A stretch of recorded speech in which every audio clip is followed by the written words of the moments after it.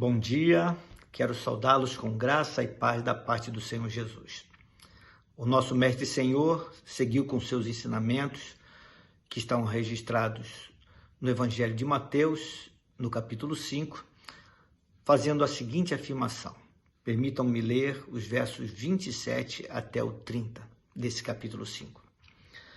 Ouvistes que foi dito aos antigos, não cometerás adultério. Eu, porém, vos digo que qualquer que olhar para uma mulher para cobiçar, já em seu coração cometeu adultério com ela. Portanto, se o teu olho direito te escandalizar, arranca-o e atira-o para longe de ti, pois é melhor que se perca um dos teus membros do que seja todo o teu corpo lançado no inferno. E se a tua mão direita te escandalizar, corta-a e atira-a para longe de ti, porque te é melhor que um dos teus membros se perca do que seja todo o teu corpo lançado no inferno. Jesus, desta feita, citou o 7º mandamento, não adulterarás. A lei judaica acabou restringindo o termo adultério às relações sexuais ilícitas entre um homem casado e uma outra mulher que não a sua. Para muitos, o mandamento não adulterarás só era de fato transgredido quando um homem casado ou noivo, que era considerado desposado, se deitasse com uma outra mulher casada ou solteira que não fosse a sua própria. Jesus, no entanto, ensinou que o adultério é muito mais do que isso. Ele se reportou ao espírito da lei dada por Deus para mostrar que a disposição do coração que leva à cobiça é fruto de pensamento impuro e já é adultério, ainda que não haja consumação do ato. Jesus ampliou o sentido do mandamento não adulterarás e certamente incluiu na sua fala as relações sexuais ilícitas de qualquer natureza. Jesus foi conciso nas suas colocações e se reportou ao cerne, à essência deste princípio, a verdade maior. Ele não se propôs a dar explicações específicas de como as pessoas deveriam fazer para não adulterar. O que afirmou é que se elas colocassem o espírito deste princípio em prática, elas seriam vitoriosas nesta área. Área esta que tem derrubado os pilares de muitos lares e que tem causado danos às famílias e trazido até mesmo para as famílias cristãs, nos dias de hoje, muitos dissabores e tristezas. E não são poucas as famílias que têm sido destruídas, divididas por causa da questão do adultério. Mais uma vez eu relembro, o eu de Jesus aqui, ao afirmar eu, porém, vos digo, foi muito enfático, mostrando claramente o seu posicionamento pessoal. Portanto, não se trata do posicionamento de um teólogo qualquer, mas do próprio Deus.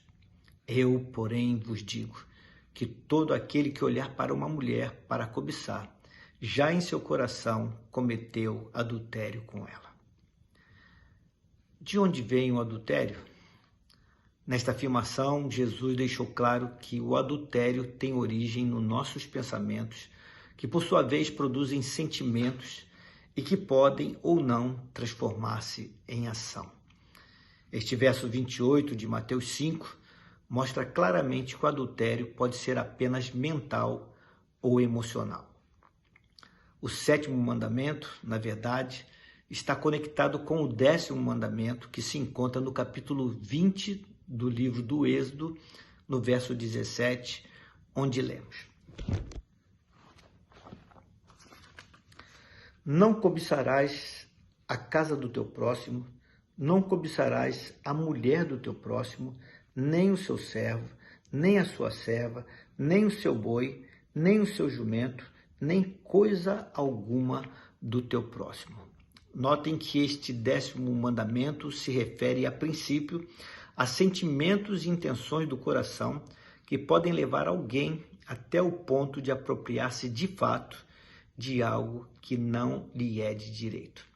Assim sendo, não há como cumprir integralmente o 7º mandamento que diz não adulterarás, sem levar em conta o 10º mandamento que, dentre outras coisas, manda que não cobicemos nada que pertença ao nosso próximo, incluindo a sua mulher. A lei de Moisés envolvia sentimentos interiores e não apenas atos externos. Para Jesus, este olhar para outra pessoa com intenção impura, com cobiça, já constitui-se em pecado. Jesus se referiu a qualquer olhar, ainda que casual, mas que seja motivado por um desejo ilegítimo. Nos versos 29 e 30, ele afirmou ser mais vantajoso sacrificar um olho ou a mão direita para se atingir o objetivo que é a obediência à vontade de Deus. O olho aqui é referido por Jesus não apenas como algo precioso, mas também como agente potencial da tentação ao pecado. É com um olhar que muitas vezes uma pessoa é estimulada à cobiça. Jesus, portanto, não ensinou que devemos literalmente arrancar o olho lançando fora. Se assim fora, teríamos muita dificuldade de achar no mundo alguém que possuísse ainda o seu olho direito. Também não ensinou que devemos simbolicamente arrancar o olho lançando fora. O que ele ensinou, de fato, foi a renúncia absoluta e dolorosa de desejos ilícitos. O olho ou a mão podem induzir o homem ao pecado. Hoje em dia, me parece que nossos olhos e nossas mãos estão ainda mais vulneráveis. Por esta causa, devemos cuidar com o nosso olhar e o nosso manusear. Porque basta um clique numa tela de computador, um olhar em um site, um toque de dedo no smartphone, uma espiada num determinado link, uma zapeada num controle remoto de televisão, uma folheada numa revista e pronto. Acabamos sendo enredados pelo pecado da cobiça. Jesus afirmou que é melhor arrancar o olho e cortar a mão e jogá-los fora do que ter todo o corpo lançado no inferno. Fazendo uma vez mais uma referência a um determinado vale ao sul de Jerusalém, conhecido pelo nome de Vale de Inom ou Geena, que era um lugar desprezível para o povo, pois no passado muitos judeus sacrificaram seus próprios filhos aos ídolos em ritos pagãos naquele lugar. E o lugar se tornou mais tarde uma espécie de lixão da cidade.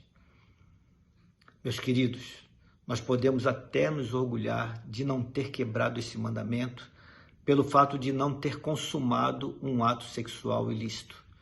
Mas ainda assim, possuirmos para nossa própria condenação olhos cheios de adultério. Podemos ser pessoas exteriormente respeitáveis, mas nossa mente pode estar vagueando constantemente pelos labirintos da impureza. Jesus elevou o padrão das relações humanas. Para ele, qualquer olhar para outra pessoa com intenção impura no coração já se constitui em adultério. É que o pecado do adultério se origina na mente e, se o nutrimos, certamente se converterá num ato físico. Pense nisso. Vamos orar?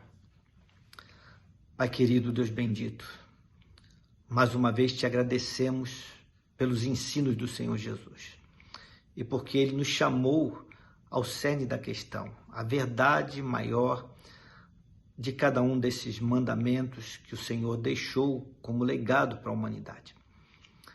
E quando Ele falou a respeito do adultério, Ele mostrou que o padrão ainda é mais elevado do que apenas o cometimento do ato físico, mas tem a ver com olhar impuro, com manusear impuro, com cobiça, com sentimentos que não são sentimentos bons, Senhor Deus, para serem mantidos, porque trazem sim uma série de prejuízos para os relacionamentos e para a vida de cada um de nós.